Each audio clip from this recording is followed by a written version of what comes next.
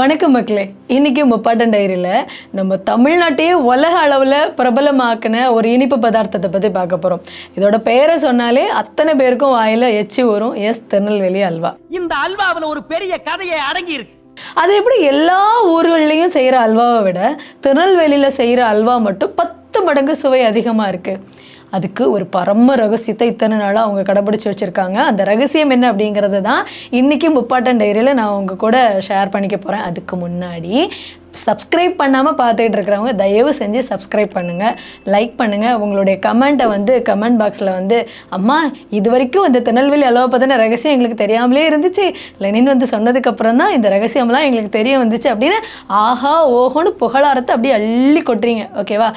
கதையாக்கெல்லாம் எனக்கு நேரம் இல்லை, நான் வர்றேன். சகோதரனா அப்படியே அந்த திருநெல்வேலி அல்வா சாப்பிட்டா எப்படி ஒரு இனிப்பாக இருக்குமோ அதே மாதிரி எனக்கு ஸ்வீட்டாக இருக்கணும் நீங்கள் கொடுக்குற கமெண்ட்ஸ் எல்லாம். 100 ஆண்டுகளாக அந்த திருநெல்வேலி அல்வாவோட நிறம் மாறலை, மனம் மாறலை, சுவை மாறலை. அதுக்கு பின்னாடி இருக்கிற ரகசியம் அப்படிங்கிறது என்ன அப்படின்னு சொல்லி பார்த்தீங்கன்னா, அதில் இருக்கிற இன்க்ரீடியன்ஸோ அந்த ரெசிபியோ இல்லை, அந்த அல்வாவை செய்கிறதுக்கு பயன்படுத்துகிறாங்க பாருங்கள் பாத்திரம். இரும்பு கடாயில் அந்த திருநெல்வேலி அல்வா சமைப்பாங்களாம். அதுதான் இத்தனை ஆண்டுகளாக அந்த பதம் பக்குவம் எதுவுமே மாறாமல் நம்ம கையில் கொண்டு அப்படியே சேர்க்கறதுக்கும் உலக அளவில் இன்னமும் அதனுடைய பெயர் சின்ன அளவில் கூட குறையாமல் இருக்கிறதுக்கும் காரணமாக. ஏன் இரும்பு கடாய்? ஏன்னா ஸ்டெயின்லெஸ் ஸ்டீல் பாத்திரத்தை விட இரும்பு கடாயோட எடை அதிகம். ஒரு கனமான பாத்திரம் இரும்பு கடாய். இந்த கனமான பாத்திரத்தில் நம்ம சூடேற்றும் போது அதில் உருவாகக்கூடிய அந்த சூடு இருக்குது பாருங்கள், அந்த பாத்திரத்தில் உருவாகக்கூடிய அந்த சூடு அப்படிங்கிறது ஒரு குறிப்பிட்ட இடத்துல மட்டும் பவுன்ஸ் ஆகாமல் ஈவனாக ஒரே சீராக அந்த பாத்திரத்தில் முழுசாக பரவும். ஸ்டெயின்லெஸ் ஸ்டீல் பாத்திரத்தில் இது சாத்தியம் கிடையாது. அதனால் என்ன ஆகுது அப்படின்னா, நம்ம அந்த அல்வாவுக்காக காய்ச்சக்கூடிய அந்த வெள்ளைப்பாகு இருக்கு பாருங்க, அது பர்ன் ஆகாது.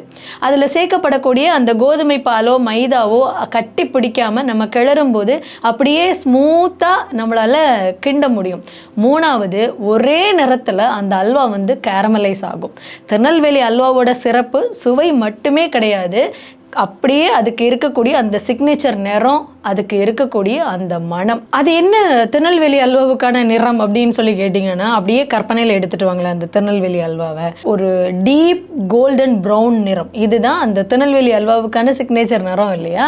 அதே மாதிரி இந்த இரும்பு கடாயை ரொம்ப ஸ்லோ ஹீட்டில் சூடு பண்ணி அதில் அல்வா கிளறும் போது தான் அந்த திருநெல்வேலி அல்வாவுக்குன்னே இருக்கக்கூடிய அந்த ஒரிஜினல் நிறம் இருக்குது பாருங்கள், அப்படியே கேரமலைஸ் ஆகி நம்மளுக்கு அந்த ஒரிஜினல் நிறமும் கிடைக்கும். ஸோ அந்த பெர்ஃபெக்ட் கோம்போ இருக்குது பாருங்க, அந்த மனமும் அந்த நிறமும் சேர்ந்த அந்த பெர்ஃபெக்ட் கோம்போ அந்த திருநெல்வேலி அல்வாவுக்கானது இரும்பு கடாய் மூலமாக தான் இந்த 100 ஆண்டுகளாக கடைபிடிச்சிக்கிட்டு வராங்க. அந்த திருநெல்வேலி அல்வாவுக்குன்னு சொல்லிட்டு ஒரு டெக்ஸ்டர் இருக்குது பாருங்க, அவி மாதிரி. அவி மாதிரினா நம்ம அந்த திருநெல்வேலி அல்வாவை இழுக்கும் போது அப்படியே ஜவ்வு மாதிரி வரணுமே தவிர்த்து துண்டு துண்டாக உடஞ்சி விழுந்துடக்கூடாது. இந்த டெக்ஸ்டர் அப்படிங்கிறது 100% இரும்பு கடாயில் அந்த மெதுவான சூட்டில் நீண்ட நேரம் அந்த வெப்பத்தை தக்க வச்சு ஒரே மாதிரியான வெப்பத்தை தக்க வச்சு கிளறும் போது தான் அந்த டெக்ஸ்டர் அப்படிங்கிறது கிடைக்கும். அது மட்டும் இல்லாமல் அந்த திருநெல்வேலி அல்வாவை பார்க்கும்போது கவனிச்சிருக்கீங்க அப்படியே ஒரு மாதிரியான அந்த கிளாஸி லுக், அப்படியே மினுமினுக்கும். மற்ற அல்வாவை விட திருநெல்வேலி அல்வாவில் அந்த கோல்டன் கலர் அப்படியே மினுமின்னு வரும் பாருங்க, ஷைனியா. அந்த பர்ஃபெக்ட் கோம்போ அப்படிங்கிறதும் இந்த இரும்பு கடாயில் மிதமான வெப்பத்தில் ஒரே சீரான வெப்பத்தில் கிளறும் போது தான் கிடைக்குமே தவிர்த்து ஸ்டெயின்லெஸ் ஸ்டீல் பாத்திரத்தில் அது தவற விட்டுடுவோம் நம்ம தலைவர்கிட்ட, அது தப்பவே தப்பாது. இதுதான் அதுக்கான பர்ஃபெக்ட் கோம்போ அப்படிங்கிறது. அடுத்தது இந்த திருநெல்வேலி அல்வாவுக்குன்னு சொல்லிட்டு ஒரு பாரம்பரிய ஒரு ஸ்வீட்னஸ், அந்த மெட்டாலிக் ஸ்வீட்னஸ் இருக்குது பாருங்கள், அது நம்ம ஃபீல் பண்ண முடியும். இது வரைக்கும் அந்த அல்வாவை சாப்பிடும்போது அப்படி ஃபீல் பண்ணாதவங்க இனிமேல் ஃபீல் பண்ணி பாருங்கள். அந்த மெட்டாலிக் ஸ்வீட்னஸ் அப்படிங்கிறது அந்த திருநெல்வேலி அல்வாவுக்கான ஒரு யூனிக் ஃப்ளேவர். நிறைய பேர் என்ன நினச்சிருப்போம் அப்படின்னா, அதில் ஏதோ கெமிக்கல் சேர்க்குறாங்க போல இருக்குது, ஏதோ ஒரு வேதிப்பொருளுடைய வாசனை தான் இந்த மாதிரி வருது அப்படின்னு நினச்சிட்டு இருப்போம்ல. இல்லை, ரொம்ப மிதமான வெப்பத்தில் ஒரே சீரான வெப்பத்தில் இந்த இரும்பு கடாயில் அந்த அல்வாவை நம்ம கிளறிட்டே இருக்கும்போது இயற்கை இயற்கையாகவே அந்த இரும்பு கடாயில் இருக்கக்கூடிய அந்த இரும்பு துகள்கள் அப்படிங்கிறது அதில் கலந்து அந்த யூனிக்கான திருநெல்வேலி அல்வாவுக்கான அந்த ஃப்ளேவர் வந்து நமக்கு கொடுக்குது. சரி, இந்த அல்வா தயாராகிடுச்சு அப்படிங்கிறது நமக்கு எப்படி தெரியும் அப்படின்னு சொல்லி பார்த்தீங்கன்னா, அந்த அல்வாவிலிருந்து நெய் பிரிஞ்சு வரும். எப்படி மீன் குழம்பு வைக்கும்போது அந்த எண்ணெய் வந்து எந்த அளவுக்கு பிரிஞ்சு வருதோ அந்த அளவுக்கு சுவை கொடுக்குற மாதிரி நெய் பிரிஞ்சு வரணும் அந்த அல்வாவிலிருந்து. இந்த பதம் இருக்குது பாருங்கள், இந்த பக்குவம் இருக்குது பாருங்கள், இந்த ஸ்டெயின்லெஸ் ஸ்டீல் பாத்திரத்தில் நம்ம தவற விட்டுடுவோம்.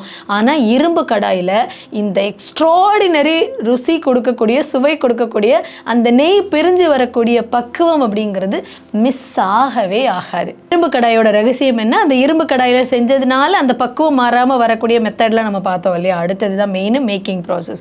இந்த மேக்கிங் ப்ராசஸ் அப்படிங்கிறது என்ன அப்படின்னு சொல்லி பார்த்தீங்கன்னா, பாரம்பரியமான திருநெல்வேலி அல்வா அப்படின்னு நம்ம எடுத்துக்கிட்டோம்னா அது கோதுமை பாலில் கிண்டக்கூடியது தான் பாரம்பரியமான திருநெல்வேலி அல்வா. அதுக்கான ரெசிபி இன்னைக்கு நிறைய பேர் மைதாவிலலாம் கிண்ட ஆரம்பிச்சிட்டோம். ஆனால் பாரம்பரியமான அல்வா செய்யணும்னு நீங்கள் நினச்சிங்கன்னா கோதுமை பால் தான், அதை ஸ்கிப் பண்ணாதீங்க.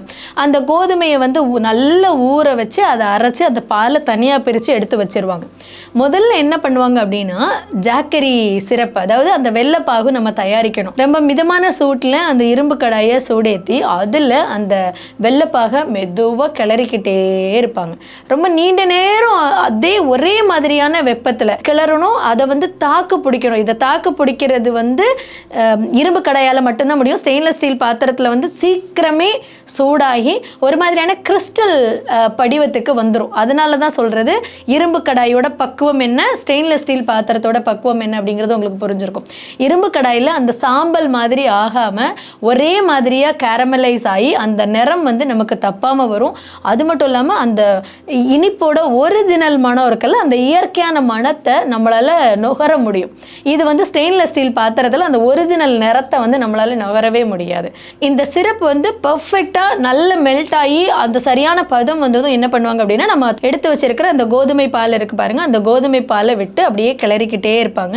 அந்த கிளறிக்கிட்டே இருக்கும்போது இந்த சிரப்பும் இந்த கோதுமை பாலும் நல்ல கிளறிடுச்சு, அந்த பக்குவம் வந்துருச்சு அப்படிங்கிறத நமக்கு எது காட்டி கொடுக்கும் அப்படின்னா, அந்த கிளாஸி லுக், அந்த ஷைனியான லுக்கு வந்து வர ஆரம்பிக்கும். இந்த வெள்ளைப்பாகும் அந்த கோதுமை பாலும் சேர்ந்து அப்படியே மின்னு மின்னு மின்னு மின்னு மாற ஆரம்பிக்கும். இது ஸ்டெயின்லெஸ் ஸ்டீல் பாத்திரத்தில் வராது, இரும்பு கடாயில் மட்டும்தான் இதுவும் சாத்தியம். இந்த கிளாஸி லுக் வர ஆரம்பிக்கும் போது தான் என்ன பண்ணுவாங்க அப்படின்னா, நெய்யை ஊற்ற ஆரம்பிப்பாங்க. அந்த நெய்யை ஊற்றி அதை வந்து கிண்டிக்கிட்டே இருக்கணும். லிட்ரலி திருநெல்வேலி அல்வா அப்படிங்கிறது நெய்யில் தான் ஃப்ளோட் ஆகும். அந்த நெய்யை கொஞ்சம் கொஞ்சமாக ஊற்றி அப்படியே கிளறி கிளறி நீண்ட நேரம் கிளறணும். அப்போ அந்த நெய்யும் பயங்கரமாக சூடாகி வெந்துடக்கூடாது. அப்போ ஒரே சீரான வெப்பம் இங்கேயும் நமக்கு ரொம்ப ரொம்ப முக்கியம். அந்த ஒரே சீரான வெப்பம் இரும்பு கடாயில் தான் வரும். ஏன் இரும்பு கடாய் அவ்வளோ முக்கியம் அந்த திருநெல்வேலி அல்வாவில், அந்த பதத்தில், அந்த பக்குவத்தில் அப்படிங்கிறது இப்போ அந்த மேக்கிங் ப்ராசஸ்லேயே உங்களுக்கு புரிஞ்சிருக்கும், நல்லா புரிஞ்சிருக்கும் இல்லையா? அந்த நெய்யை ஊற்றி அப்படியே கிளறிக்கிட்டே இருக்கும்போது அப்படியே அந்த நெய் பெரிஞ்சு அல்வாவோட பதத்துக்கு வந்துடும். இந்த மிஞ்சி இருக்கிற அந்த வெப்பம் இருக்குது பாருங்கள், அது கூட இந்த அல்வாவோட பக்குவத்தில் ரொம்ப ரொம்ப முக்கியம். அப்போது அந்த பதம், அந்த இரும்பு கடாயோட அந்த பதம், அந்த பக்குவம் எவ்வளவு ஒரு ஸ்வீட்டான, யாராலையும் அடிச்சுக்கவே முடியாத ஒரு அல்வாவை வந்து நமக்கு கொடுக்குதுன்னு பாருங்கள். எப்படி தான் அது திகட்ட இனிப்பு அதில் இருந்தாலும் அளவுக்கு மீறி அதை சாப்பிட முடியாது அப்படின்னு இருந்தால் கூட திருநெல்வேலி அல்வா அப்படிங்கிறது எல்லாருடைய ஃபேவரேட்டாகவும் இருந்திருக்கும். கண்டிப்பாக அது அந்த உண்மையை வந்து மறக்கவே முடியாது. அதுக்கு வந்து மாற்றிக்கிறதே கிடையாது இல்லையா? இதில் இன்னொரு ஹைலைட் ஒன்று இருக்குது. இந்த பதம் மாறாமல் இருக்கிறதுக்கு அந்த பாத்திரத்தை சீசனிங் பண்ணுறாங்க பாருங்கள். அங்கே வேறு ஒரு ரகசியத்தை ஒழிச்சு வச்சுருக்காங்க. நம்ம வீட்டிலலாம் தோசை சுடும்போது அந்த தோசை கடாயை வந்து நம்ம அம்மா கழுவவே செய்யாது, அப்படியே மூடி மூடி வச்சுக்கும். தோசை சுடும்போதெல்லாம் அந்த தோசை கல்லை தூக்கி அடுப்பில் வைப்பாங்க, அப்படியே தோசையை ஊற்றுவாங்க. ஏம்மா அதை கழுவுனாதான் என்னம்மா அப்படின்னு சொல்லி கேட்டால், ஐயே தோசை வராது, தோசை ஒட்டி ஒட்டி பிடிச்சிக்கும்பாங்க பாருங்கள். அந்த மாதிரியான ஒரு சீசனிங் இந்த இரும்பு கடாய்க்கு இருக்குது. என்ன பண்ணுவாங்களா அப்படின்னா, நார்மலாக நம்ம போட்டு கழுவுற அந்த சோப்பெல்லாம் போட்டு அந்த லிக்விட்லாம் போட்டு கழுவவே மாட்டாங்க. எண்ணெய், நெய், தவிடு இந்த மூணையும் மிக்ஸ் பண்ணி அப்படியே பேப்பரால் அப்படியே தொடச்சி எடுப்பாங்களாம். அதை அப்படியே தான் பராமரிக்கிறது. அந்த கழுவுறது அப்படிங்கிற வேலையே அந்த இரும்பு கடாய்க்கு கிடையாது. காலம் முழுக்க எத்தனை வருஷம் அது இருந்தாலும் அப்படியே தான் இருக்கும். அது மட்டும் இல்லாமல் கிண்டிக்கிட்டே இருக்கணும்னு சொல்கிறேம்மா, எத்தனை மணி நேரம் இந்த அல்வாவை கிண்டணும் கிட்டத்தட்ட அப்படின்னு சொல்லி கேட்டீங்கன்னா, ஒரு 1.5 மணி நேரத்துலேருந்து 2 மணி நேரம் வரைக்கும் இந்த அல்வாவை கிண்டணும். இப்படி பொறுமையாக கிண்டுறது அப்படிங்கிறதும் பொறுமையாக அது வெந்து வரணும் அப்படிங்கிறதும் ஸ்டெயின்லெஸ் ஸ்டீல் பாத்திரத்தில் சாத்தியம் கிடையாது. அது ரொம்ப வேகமாக வெந்துடும் ஸ்டெயின்லெஸ் ஸ்டீல் பாத்திரத்தில்.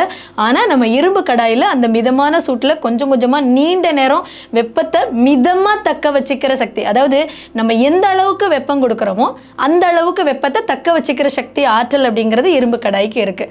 அதனால தான் அந்த பதம் அப்படிங்கிறது ரொம்ப அழகாக, ரொம்ப ஸ்மூத்தாக, திக்காக, அந்த மனம், சுவை, நிறம் எதுவுமே சேஞ்ச் ஆகாமல் நம்ம கையில் இந்த அல்வா வந்து கிடைக்கிறதுக்கான ரகசியம். இந்த மாதிரி இன்னும் இன்ட்ரெஸ்டிங்கான பல வீடியோஸ் நம்ம தமிழ்நாட்டை பற்றி தெரிஞ்சுக்கணும் அப்படின்னா நீங்கள் முப்பாட்டன் டைரியை சப்ஸ்கிரைப் பண்ணணும். நன்றி, வணக்கம்.